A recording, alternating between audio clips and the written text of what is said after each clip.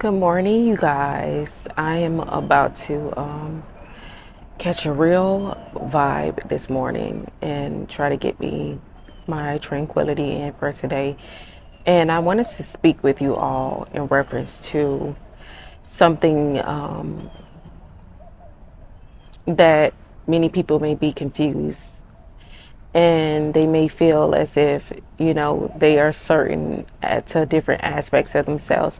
But I'm just gonna give you guys a little something to think about, for all of you introverts out there. Okay, so many of you guys, you see yourself as being an introvert, and I'm not saying that you guys aren't introverts, but what I want you guys to understand is that though you may be an introverted person, okay, and you may feel a sense of comfort with being alone, you may feel a sense of safety with being alone, there are things that are unresolved within you that is causing you to be in this state of loneliness. Okay, so this is for individuals who are introverted but you're experiencing loneliness. Okay, and there's a difference between solitude and isolation. Solitude is when an individual is taking the time out for themselves, well needed time. The isolation is something that is more forceful, to the point where it may be by an individual, okay, or a group of individuals that are isolating you. Okay, so that causes different things such as bullying, or you're being ostracized by a specific group of people. So there is a difference to isolation and solitude. Solitude is when you take the time out for yourself again, and you find your place of tranquility, and you're focused in on yourself, on whatever your goals are or whatever your aspirations are and things that you want to do in your life. Okay, so what I want to talk to you all about is how many of you who see yourselves as introverted, okay, that you guys are actually in a state of trauma, that you are not just in a state of trauma, but you are isolating yourself away from the world. So there are people right now, many of you guys, who have so much to offer to this world, and that you were here put on this earth to do something to impact the world in either a small way or a major way. And some of these ways are grand. Okay, you are here to do something that is to change aspects of this earth. You are here to contribute your time. You are here to contribute your time. You are here to contribute aspects of yourself, to help people. Of course, the world is here evolving, and you are supposed to be a part of that. And when you experience trauma, when you grow up and you are at a state of fear, where you are afraid of people, where you may be afraid of your surroundings, okay? And you also may be someone who has been rejected, to the point where you have been rejected by not just outside forces or outside sources, but you have also been rejected by your loved ones. So there are times where we see people who are abused oftentimes, and we see people who are in situations and we're like, why doesn't this person leave? Why does the person who's the victim become more attached to the abuser? And this is the reason being that many of you guys are stuck in positions where you are being hermits, and you guys are stuck in your rooms all day, and you guys are stuck in your houses all day, and you just maybe go to work and then you come back home and you're not interacting with anything else that makes you feel a sense of discomfort. And you find yourself in a place of isolation, okay, that you are feeling afraid, that you are feeling fearful, that you are indulging in things that you shouldn't be indulging in, okay? And many of you guys have addictions, okay, that you are finding yourself going to these addictions because of the fact that you aren't having healthy relationships. And healthy relationships are not even conducive to you at this moment, due to the fact that you aren't able to determine or discern what is healthy and what is unhealthy for you at this moment. And I get it. I totally get it, because I was once at a state where I lived in a lot of confusion. I didn't understand a lot of things that were going on in my life.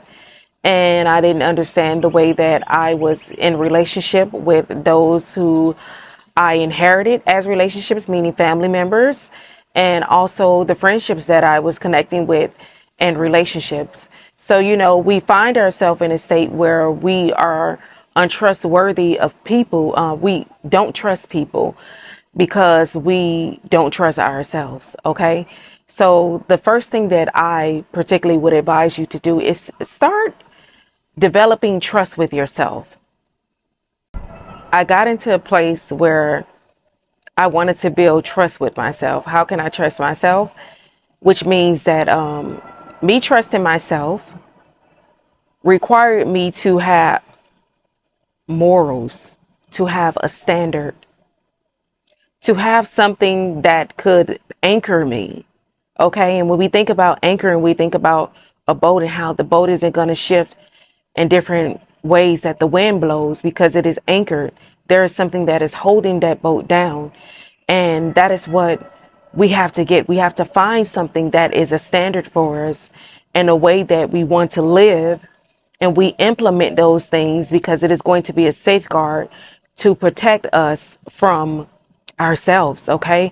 And it's more about protecting us from ourselves because of the fact that many of us don't trust ourselves simply because of the fact that we've made a lot of poor decisions in our lives. We've gotten involved in relationships with people, and we unfortunately were not at a point in our life where we were able to determine whether an individual was a good person or not. So we are individuals that introspect, and we sometimes find ourselves where we'll find ourselves sometimes, looking over and noticing how the extrovert is all excited and they're having so much fun. They're able to absorb these things. They're able to get into different things and, just live this extraordinary life. But the thing is about it, extroverted people also struggle with fear of rejection. Okay. So they literally are in positions where they may be absorbing the energy from others who are around them. Okay. So that is why they're on every scene. That is the reason why they're outgoing, and different things like that. And you guys, and when I say this, I'm coming from a perspective of the negative attributes, also with the positive attributes, because both of you, extroverted and introverted, has positive attributes, and there are downside to everything that we experience within our human life. Okay, it's just a human thing that we experience, and so we're all going to experience rejection in life. It's a part of life. How we deal with rejection is what's most important. Okay.